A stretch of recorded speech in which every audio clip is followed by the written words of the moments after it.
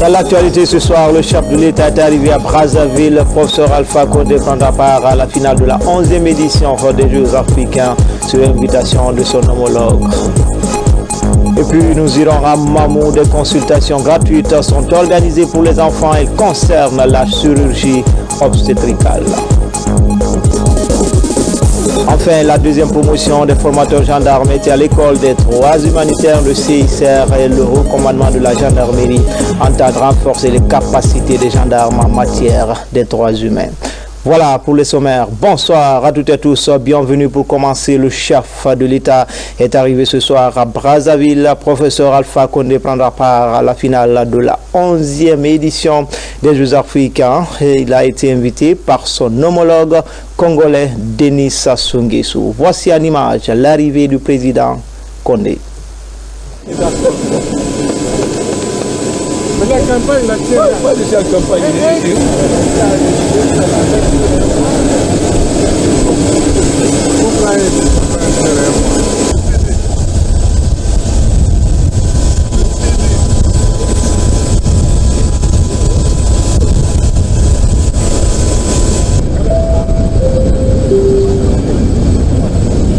Ça montre que je n'ai pas d'inquiétude pour ma campagne. Et d'autre part, je ne peux pas venir soutenir mon frère, même si je suis en campagne. C'est important pour moi d'être là à ses côtés, pour lier la jeunesse. Et surtout, le fait que le Congo a été le premier pays à organiser les Jeux. Nous nous sommes battus sous le drapeau du panafricanisme et nous continuons de nous battre sous ce drapeau-là. Et les Jeux africains à Brazzaville sont la manifestation même du panafricanisme, et donc que le président Alpha, qui est un panafricaniste connu, abandonne quelques heures sa campagne pour venir participer à cette fête du panafricanisme. Je pense que c'est un bon signe, c'est un bon message et c'est un réel réconfort pour le peuple congolais et ses dirigeants. Je suis très heureux de le savoir là.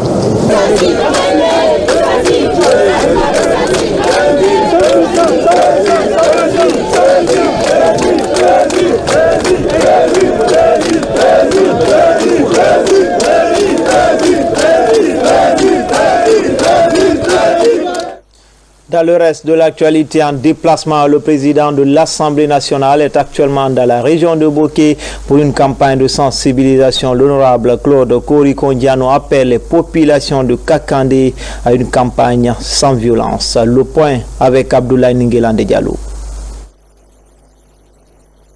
Au moment où les leaders des partis politiques en lice tentent de séduire les électeurs, le pouvoir législatif sensibilise les populations à la promotion de la paix.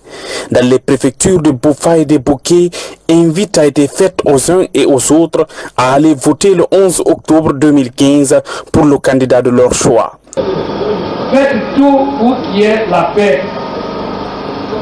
Si on vient vers vous, vous dites vous êtes RPG, vous êtes ceci, vous êtes cela, ne parlez pas, ne répondez pas, vous avez un objectif, c'est de faire gagner votre candidat ces jours-là.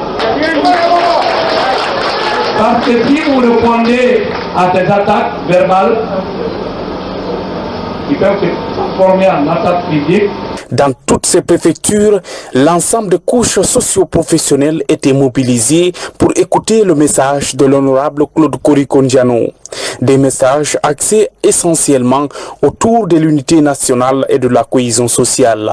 Donc, je prêche la paix, l'unité, la solidarité pour transformer ces grands beaux pas un jour en paradis, mais surtout pour que vous alliez dans la main le 11 octobre 2015 au Dieu. Partout, des prières ont été dites et des bénédictions formulées par les religieux pour que le processus électoral se déroule dans la paix et la transparence. Restons toujours dans ce volet cohésion sociale où l'ONG cherche for common ground, multiplie les acteurs, mobilise les acteurs sociaux pour une série de formations venues des médias et de la société civile. Ces cadres apprennent les méthodes et techniques de gestion des services publics. Explication Fatima Diallo. Cette formation des acteurs de la société civile et des médias est axée sur les techniques de plaidoyer. La rencontre vise à outiller ses participants de méthodes pour une meilleure gouvernance. Ce que nous allons faire avec les amis de la société civile, nous allons ensemble analyser les meilleures techniques d'un plaidoyer qui aboutit à un changement. À cela, je vais développer avec les amis de la société civile une approche beaucoup plus collaborative dans la démarche du plaidoyer. Le projet Gouvernance et responsabilité du secteur public comprend plusieurs volets. Il est financé par la Banque mondiale. La deuxième composante du projet est confiée à Search for Common Ground. Elle entend renforcer les capacités des acteurs de la société civile pour une véritable implication dans les programmes de réforme initiés par le gouvernement. Il y a une composante que nous mettons en œuvre, c'est la composante 2 du projet qui vise à impliquer la société civile dans les réformes et c'est ce que nous faisons. Pendant 2 jours, 3 modules seront développés au bénéfice des participants. À l'issue de la formation, ils devront être capables de faire un plaidoyer et de porter au sommet de l'État les préoccupations des populations à la base. Et puis cette décision numéro 022-SC-P-HAC-2015 portant avertissement à l'endroit du directeur général de la RTG. Le collège des commissaires de la haute autorité de la communication, après avoir constaté le fait dans les journaux télévisés des 16 et 17 septembre 2015 de la RTG, cérémonie de manifestation de soutien présidée par la première dame Mamou, attendu que cette attitude de la RTG porte atteinte au principe d'égalité d'accès des candidats aux médias d'État tels que stipulés aux articles 56, 57 et 59 du Code électoral. Attendu donc qu'au regard de la loi, il est établi que la requête formulée par le directoire de campagne du PDN est fondée. Qu'en conséquence, il se doit de prendre des mesures appropriées à l'encontre de la direction générale de la RTG.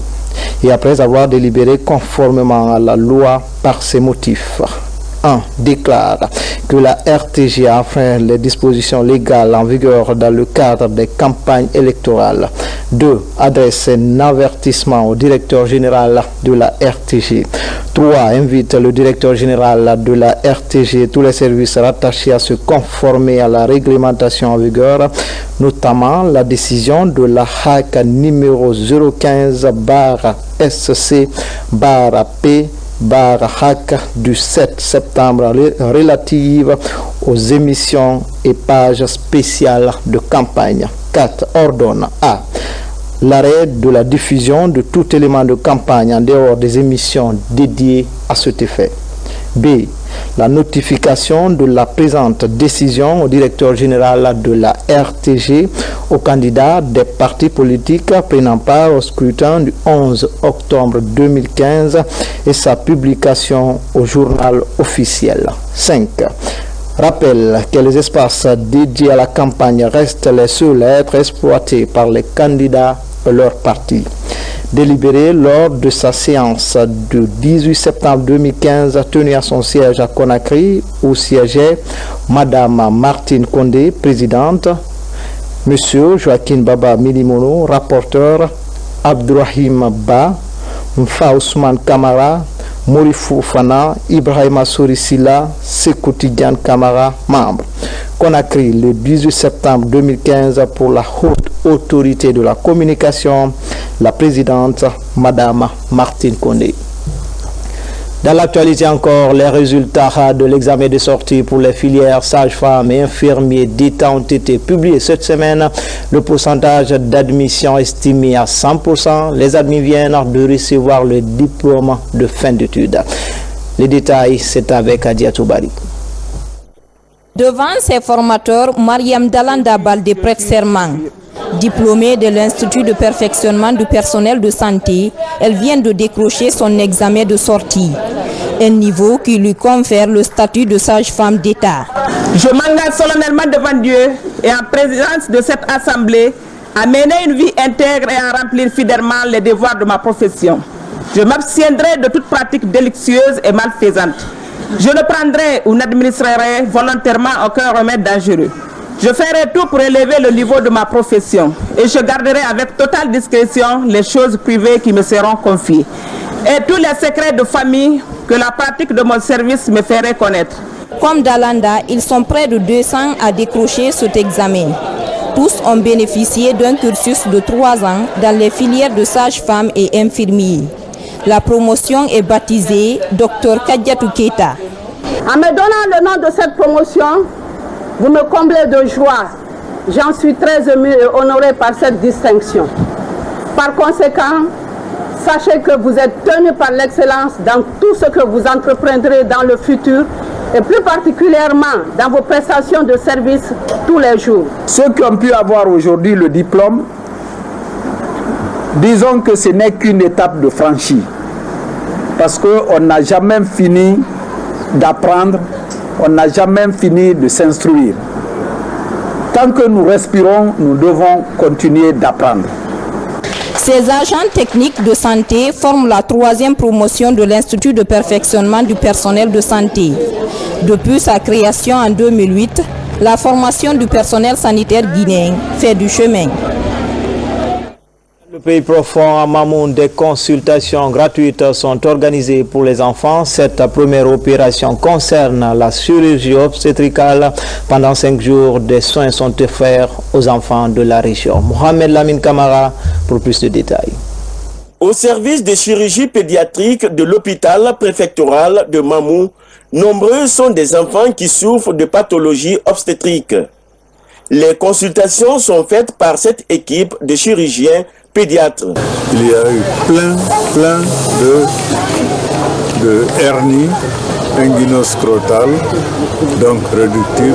Il y a eu quelques cas d'hydrocèle et il y a eu une pathologie qui est tout à fait exceptionnelle et rarissime. Pour assurer les soins médicaux pour ces enfants en situation difficile, AMREF, l'une des premières ONG africaines de santé publique, lance officiellement son nouveau programme.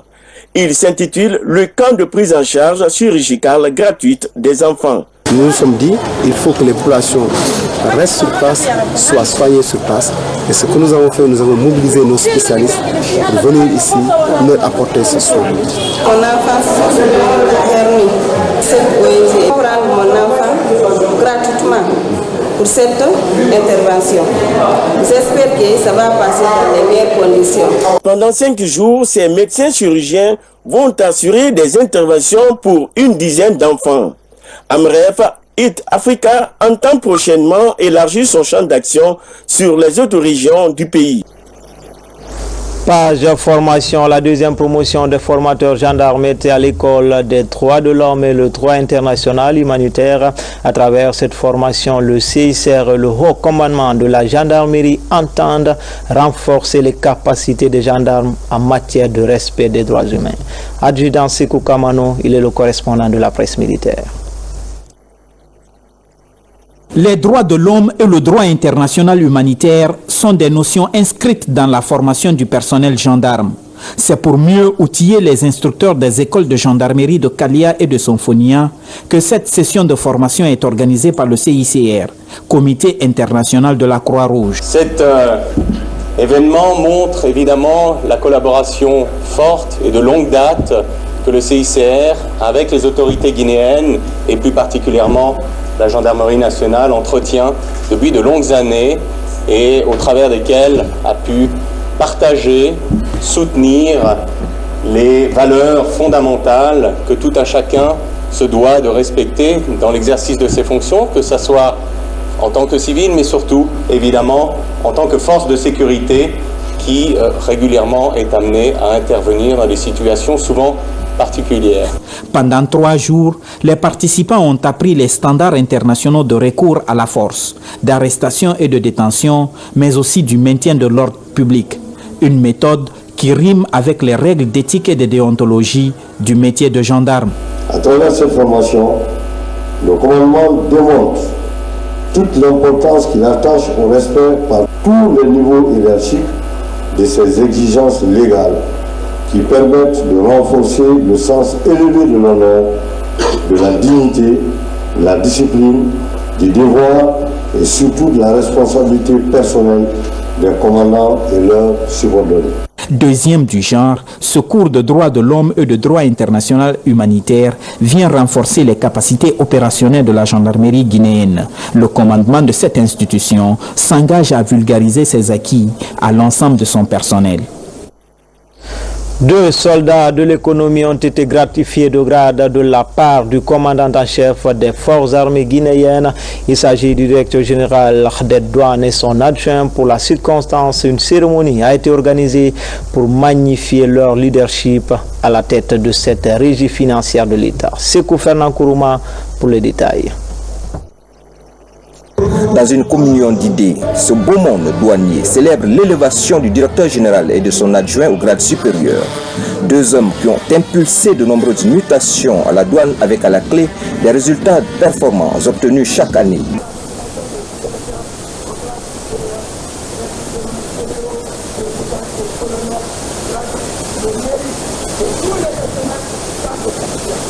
Le club de la communauté des agents portuaires, les partenaires publics et privés, tous témoignent de la franche collaboration avec la douane. Nous sommes en train de sortir de l'épidémie Ebola, avec toutes ces conséquences que certes nous allons traîner encore pour quelques mois, pour ne pas dire quelques années, au plan financier. Ça veut dire que le défi est grand. Donc il est question que ces derniers chiffres que nous venons de faire voter par notre Assemblée nationale, qu'on les atteigne. Moment pathétique, celui où les promus reçoivent à titre exceptionnel les grades que le professeur Alpha Condé leur attribue. Notre élévation, respectivement au grade de général et de colonel, témoigne on ne peut mieux de la sollicitude constante et de la reconnaissance du chef de l'État pour les immenses sacrifices consentis par tous les douaniers pour relever les grands défis qui interpellent la nation guinéenne. 2 hommes dont la grandeur d'âme illumine les actions au milieu des collaborateurs. En plus bref et en image, la police nationale à travers la CMS numéro 7 vient de saisir une importante quantité de chambres indiens, des uniformes militaires, une voiture, 2 motos. 11 personnes ont été interpellées, dont 10 étrangers et 3 femmes. Ils sont mis à la disposition de la DPJ pour des fins d'enquête. Des vivres pour les populations des îles de l'Os, c'est un geste du gouvernement. Il vise à alléger le panier de la ménagère en cette période de soudure. Ibrahim Assouri Blaki Touré, de retour des îles de l'Os. C'est une opération de distribution des sacs de riz dans la capitale Conakry. La deuxième phase du projet concerne les îles de l'Os de Kassa et Fotoba. La démarche des initiateurs vise à soulager le panier de la ménagère des habitants des îles de l'Os, surtout en cette période des pluies. Aux îles de l'Os, la vie est difficile, surtout pendant la saison hivernale. Pendant la saison hivernale, il y a des risques de noyade, donc les gens ne sont pas tellement libres dans leur mouvement. Et en ce moment, on ressent quelques difficultés, par exemple sur le plan de la nourriture. Donc, que ces stocks de riz nous parviennent en ce moment hivernal, vraiment, c'est une chose qui est saluée déjà par nos populations. Grand merci au chef de l'État, président de la République, le professeur Alpha Condé et M. Kassori Fofana. En cette période des pluies régulières, les habitants des îles de l'Os ont du mal à traverser. Une situation qui joue non seulement sur leur activité quotidienne, mais aussi sur le panier de la ménagère. Nous avons 10 secteurs repartis entre 2 districts. Nous procéderons par secteur en tenant compte du facteur essentiel qu'on prenne en charge en compte les gens démunis. Papa Yans, coordonnateur de l'association Wenamalangabirin Kiring, en même temps chef du projet, suit et met en place une équipe de veille pour la sécurisation et l'exécution correcte de l'opération de distribution des sacs de riz dans la capitale.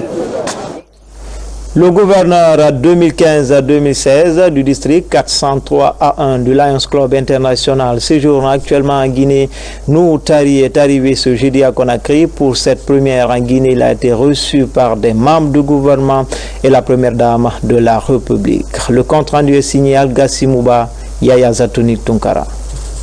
Le gouverneur 2015-2016 du district 403A1 est arrivé à Conakry. Nour Tari fait partie des 440 gouverneurs que compte le Lions Club International. L'une de ses missions est de superviser les 9 régions de son district. Chaque gouverneur doit visiter chacun des clubs qu'il administre. Nous en avons 91 dans toute notre circonscription qui est de 9 pays. Et donc je passe dans chacun des pays pour rencontrer le club, comprendre comment ils fonctionnent, leurs difficultés, voir ce qu'ils font comme réalisation, comme œuvre, pouvoir les encourager, on dit rebooster un petit peu la troupe pour que nous puissions continuer ce travail qui est celui que tout le monde connaît de Lions Club, aider ceux qui en ont besoin. Les entretiens entre les deux gouverneurs ont porté sur l'événement Conakry, capitale mondiale du livre en 2017. Et puis ce fut le tour de la première dame d'accueillir le gouverneur de Lions Club. Madame Djené Kondé et cette ONG partagent le même idéal, celui d'assister les personnes vulnérables que sont les femmes et les enfants. Merci pour cette visite de courtoisie. Vous avez dit nous opérons sur le même public, nous avons les mêmes objectifs. Donc il n'y a pas de raison que nous ne coopérions pas ensemble sur le terrain. Il y a eu une ou deux fois avec le directeur exécutif des collaborations qui ont été vraiment fructueuses. J'espère qu'on continuera, vous l'avez dit. Donc il n'y a aucune espèce de raison que nous ne soyons pas ensemble vers cette population démunie et nécessiteuse. Merci pour tout ce que vous faites à travers l'Afrique. Le clou final de cette journée a été la visite au ministère de l'Action sociale. En plus d'être ministère de tutelle de cette ONG humanitaire, ce département est dirigé par une lionne. Partout, le gouverneur Nourou a offert un camion qui symbolise désormais son passage à la tête du district 403A1 du Lions Club International. Culture, le chanteur congolais Fally Ipupa est arrivé ce soir à Conakry dans son agenda de concerts 100% live. Tout d'abord ce soir au Palme Camaïenne, demain samedi sur l'esplanade du Palais du Peuple. Juste après son arrivée, la star de la musique africaine est venue sur ce plateau pour nous parler de son actualité. Ouais, c'est ma première fois ici à Conakry. J'espère que j'aurai le temps de découvrir la culture, la nourriture de notre cher beau pays. Et voilà, non seulement on va faire la fête ce soir à l'hôtel Palme Camaïenne de Conakry, et puis demain on sera à l'explanade du Palais du Peuple. Donc voilà, venez nombreux, on va faire la fête, et voilà quoi. Enfin, en plus bref, à Kampsar, le district de Botini, victime d'une inondation suite aux fortes pluies, les digues de protection des plaines rizicoles de certaines localités ont cédé. Les pépinières et riz repiqués ont été emportés par les eaux. SOS donc pour les populations de Botini. C'est tout pour les infos. Tout le plaisir a été pour moi de vous servir. Très belle soirée à tous. À demain.